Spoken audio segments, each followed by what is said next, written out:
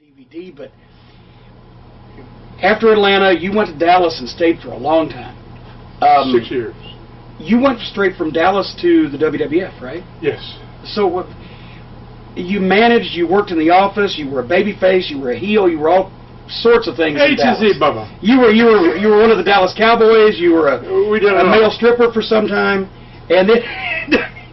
But would you have stayed in Dallas if the Paul Bearer thing hadn't come along? I mean, what was going on at that point? It was about time to go, probably. Anyway. You were stealing from part 2.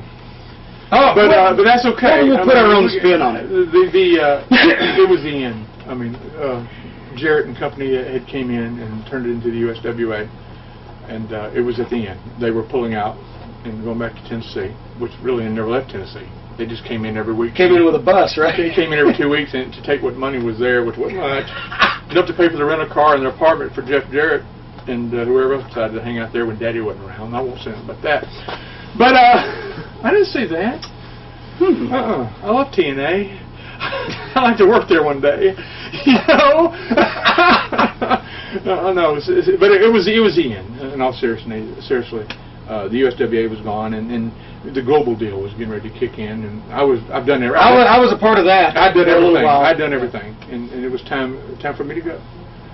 And this was December of 1990, and I asked Rick Rude. You know, I called and told him that I was going back home to Mobile and get on back to the funeral business, and it was it. You know. And I'm still stealing from part 2. Make a long story short, Rick said, "Don't do that. I'll get back with you." And he called me back and gave me a phone number. He said, "Write this number down." I said, "What is it?" It's Vince's home number. You know, and the rest is history. I went up there the next day. Walt came back with a contract, and it was such perfect timing. Not trying to steal from part 2, but it was such perfect timing. We're going to steal from everybody. We're going to steal from everybody. So it don't matter. Eddie, if you steal from one person, it's plagiarism. From many people, it's research. They come up with the greatest gimmick of modern times, an Undertaker that needs a pallbearer and you show up a licensed mortician. That was Providence, fate, whatever. I just did a reunion a few days ago with J.J. Dillon, and I got to sit next to him. The week before that, I got to sit next to Bobby Heenan all afternoon. This time, I got to sit next to J.J. And J.J. was very instrumental in all that. When I came up for my interview with Vince, when I went into the big board, the old Titan Towers, into where the big boardroom was, I was in there with Pat Patterson, Vince, and J.J. Dillon.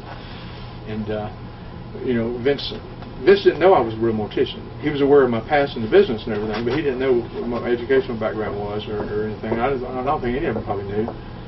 And I had a resume all typed up and everything. And I'll never forget, he's sitting there reading it all. He had his glass down in his nose, you know the deal. And he stops. There's dead silence in the room. I was so intimidated, first of all.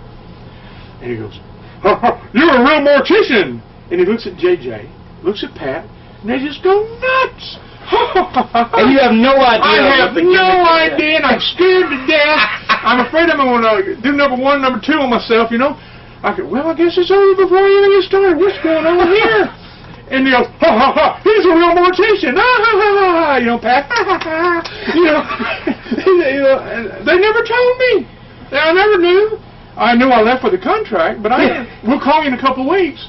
In a couple of weeks, the call came. It was JJ, and I had to tell JJ just a couple of days ago. I said, "JJ, you was the one that called me." He said, "Well, Vince has decided we're going to call you Paul Bearer, and we want your hair black, we want your mustache black if you're going to keep that, and black suits. You're going to look like a mortician." And they took the mortician gimmick, my wrestling gimmick, put it together, and Paul Bearer was born. And that had to be fate of some description, that you would walk in at that particular time when they were fixing to debut the biggest gimmick of the past 15 years. People that have watched my interviews, they're sick of hearing me say blessing. I say blessing a lot. Blessed, blessed, blessed. I'm blessed. There's no other word to describe it. Right place, right time, and I was blessed. Okay, there's no other word. I have to say it, you know. And I love the promos you used to do against Mark. After a while, also, where you call him rigor mortis. It's just the whole. You have the demeanor of the classic funeral parlor person. You know, it was just a natural thing. There's a kid that works here for the Ring of Honor that I've been talking to this morning. They had to pull me out of there to come in here. What a a fan he is of The Undertaker and of that era. And he remembered everything. Dates, times. He knew what time that I said, oh, yes, you know. This guy knows it all. And I was just sitting there I can't remember specific dates. I can remember, you know, what the WrestleManias were, but this guy knows it all. The years just go. But so you went from Dallas working with Eric Embry to WWF working with The Undertaker. And let me ask you about Eric Embry. Tell me some Eric Embry stories, because he had unbelievable talent for getting his pasty white, non-athletic body as over with whatever audience was watching as anybody I've ever seen. For anybody who's never seen Eric Embry, bleached, he's Cloverport, Kentucky boy, bleach blonde, pasty white skin, no discernible muscles at all, no definition, no physique. Okay worker, okay talker, had a kind of an annoying voice, but for whatever minuscule amount of fans was watching any given promotion, he could get himself over with those people. He might not be able to draw any new ones in, but he could get himself over in some respect with those people. It was amazing that people could buy into him. Tell me some Eric Embry. It was just another case of the right time and right place again. You know, we went through all the tragedies, the binary tragedies, but we don't have to rehash those. We've talked about them before, and everybody else have too. But all the tragedies, the company was closing down, and Jared had come in, and here was Eric. I had never met him before. I'd heard of him before. You know, he had tagged with Ken Timms, who's a fabulous blonde and stuff. He had been in San Antonio, and that Southeastern wrestling they had there for a few years there, and I had never met him face to face. But another case of right time, right place. He looked like the old traditional, old school wrestler. It was boots, tights, and that was it. And the beer belly, and the dip in the mouth, and what you see is what you got with Eric. And I think, I've tried to analyze it a few times, I guess it was just the people just identified with it. Because if you look out into the crowd, that's what you see. The beer bellies, there you go, and the dips in the mouth, and that was our audience. And also, some of the women too. When Eric had the book, also, you know, I just beat you to the punch.